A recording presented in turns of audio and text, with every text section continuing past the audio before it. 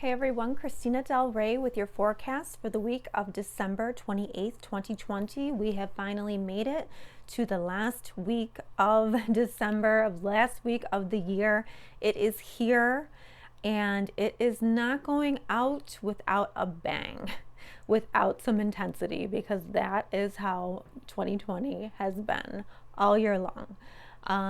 So we have Tuesday, we have a full moon in Cancer. It is an emotional one. So it is really going to be about bringing the past to a close. It's going to be about letting go of what no longer works in your life and getting excited for your future as well. But this will not go without, emotions and an intensity. This is a week of endings. I do think there will be significant endings, but with endings, there's always new beginnings, and we really just need to get excited about our future once we go through what we need to close out for 2020. And I wanted to say too, like Wednesday and Thursday, we have Venus squaring Neptune, and to me, this says, deception. In relationships, so I would just be careful, watch out for that. Also too, with Neptune, you can have a little too much fun partying and things like that, so just be aware.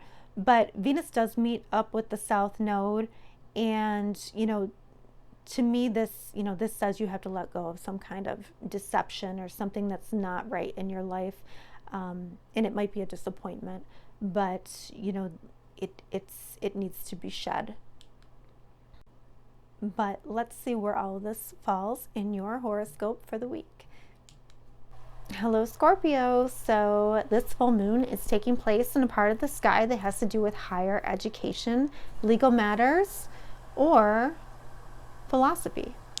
Making a sextile to Uranus, but is also squaring Chiron. So that square to Chiron happens in your 6th house. So this could be you maybe taking action on a wound in your everyday work or your health routine.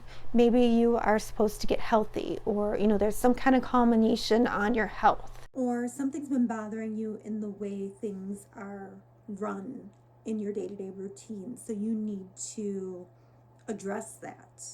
And by addressing that, it is going to free you in relationships, because the full moon makes a sextile to Uranus in your 7th house. So this is saying, by addressing my wound, I'm going to free myself, or I'm giving myself the opportunity for more freedom in relationships, or even in partnerships, business partnerships. And this full moon is really a culmination of the whole year. It has to do, Cancer is all about family, and this is about bringing our year to a close, so we can begin our future. And Uranus is all about the future and how you're going to relate to others. So with Uranus in the 7th house, you need to relate to others differently than you have in the past. And we just have to let go what no longer works. That is the bottom line. That is what ending 2020 is all about, and then beginning anew in 2021.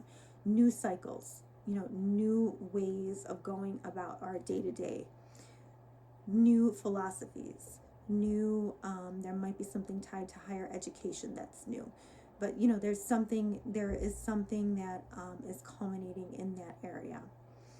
And this could even be like lawsuits too. You could have to address an issue with a lawsuit, and there could be like a culminating factor with a lawsuit that addresses a wound, but then in the end it frees you with other partnerships. So this could go any of those ways, but take this as a turning point.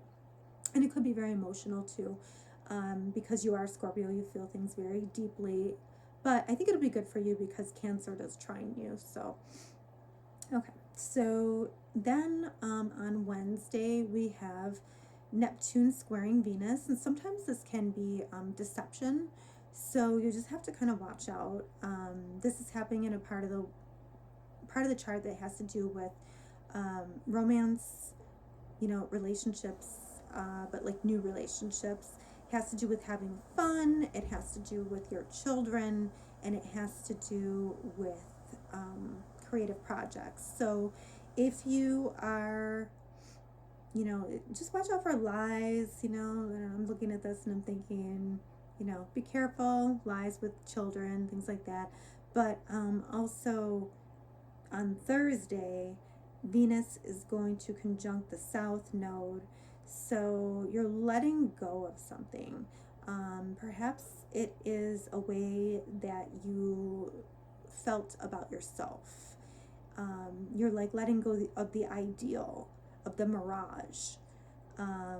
You know, and maybe like accepting reality a little bit more, and knowing that, knowing yourself more intimately, or knowing yourself more deeply, and you're saying, I'm going to have a different relationship with myself as well. And maybe this is even tied to money or how you make money, but you're letting something go. It could be a relationship, or it could be maybe you're just realizing, you know, you are who you are, and that's okay. I just want to remind you too that you're starting a new cycle in the home area, because Jupiter and Saturn just moved into your home area. So in order for that to take root, in order for that seed, you know, the seed was planted, and in order for that cycle, that new cycle to begin, you have to let go of some things and start some things anew. So I think that energy, all this energy really ties into that as well. It's like ending so you can start your new beginning. So start your new cycle now and don't look back. If you haven't watched my forecast for the year, I will link it below. And I think it'll be a great week, and I'll be back in January to discuss your weekly astrology.